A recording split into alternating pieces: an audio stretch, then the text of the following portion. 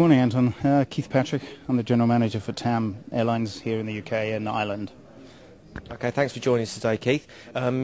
You've regular here at World Travel Market, but this year in particular, TAM, you've got a lot of things going on. It's very much a boom time for you. It is. We're actually here as part of the Ember Tour, which is a Brazilian Tourist Authority stand, stands within stands, and we've been here for 8 years as TAM, and this year is a very, very important year for us because over the last 12 months we've expanded tremendously within Europe, and of course London is one of the gateways where we transit as well. Tell us a bit about TAM. You know, you're huge domestically, but also internationally as well. What operations do you have starting in Europe? Well, in Europe we serve 5 key cities: Frankfurt, Milan, Paris, London and Madrid.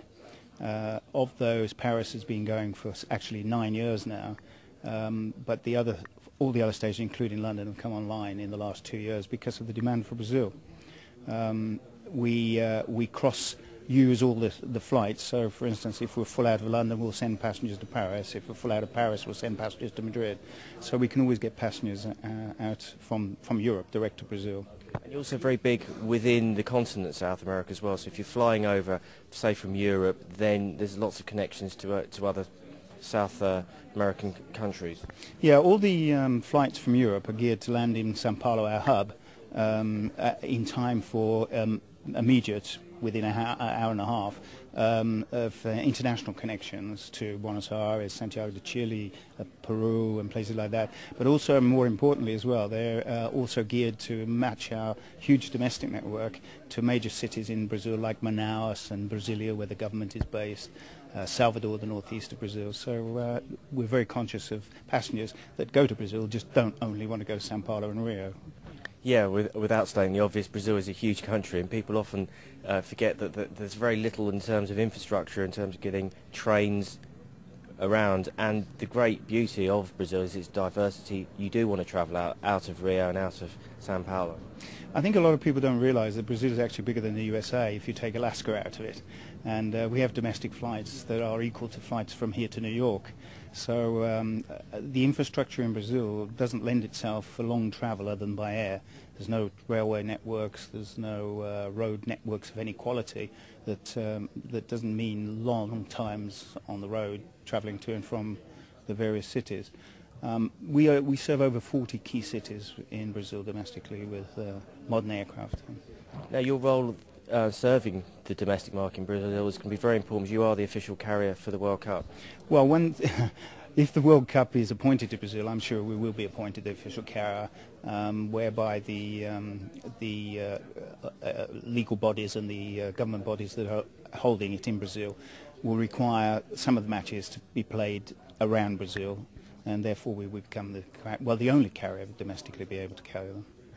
Also, Brazil is very much riding the wave of an economic boom. Discovery of oil. You're self-sufficient now, aren't you?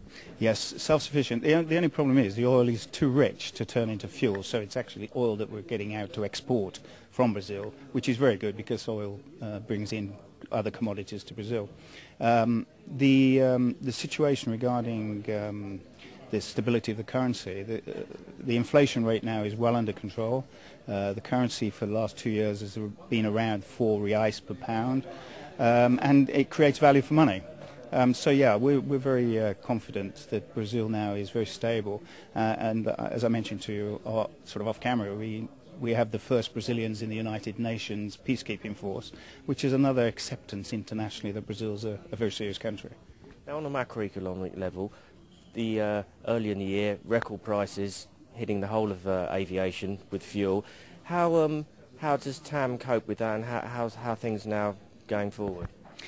Well, going forward, I would think that we're hoping that it's going to come down, but we actually were very lucky that we forward bought fuel prior to the massive increase, so we were able to keep our costs quite low. And again, with the currency being stable, we were able to keep track of the dollar rate, which of course all the fuel is paid in. Okay, Keith, thanks very much for joining us on Breaking Travel News. Thanks very much.